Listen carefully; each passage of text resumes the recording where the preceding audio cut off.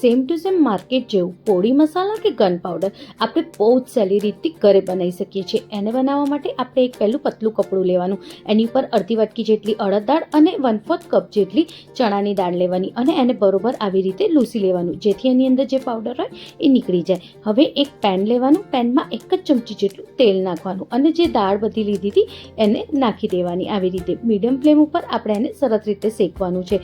જ્યારે શેકાઈ જાય અને કલર ચેન્જ થાય પછી એમાં આવી રીતે આપણે એમાં કડી પત્તા એડ કરીશું.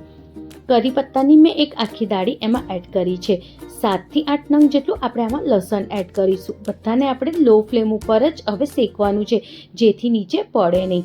જ્યારે શેકાઈ જાય પછી એક બાઉલમાં કાઢી લેવાનું. હવે એક એ જ પેનમાં મેં 4 મોટા મરચાં અને 6 નંગ જેટલા નાના તીખા મરચાં લીધા છે.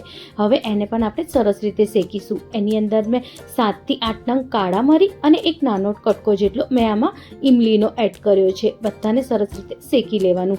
શેકાઈ જાય એટલે એને મિક્સર જારમાં લઈ લેવાનું. પહેલાં આપણે મરચાંને એમને પહેલાં ક્રશ કરીશું. પહેલાં અધકચરા ક્રશ થઈ જાય પછી બધી દાળોને પણ એની અંદર નાખી દેવાનું છે અને સરસ રીતે અધકચરું આપણે ક્રશ કરવાનું છે. પછી એમાં 1 ચમચી જેટલું મીઠું અને 1 ચમચી જેટલું લાલ મિર્ચ પાવડર એડ કરવાનું અને ફરીથી થોડું ક્રશ કરવાનું. રેડી છે આપણે પોળી મસાલો. આ મસાલો ખાવામાં બહુ જ ટેસ્ટી છે.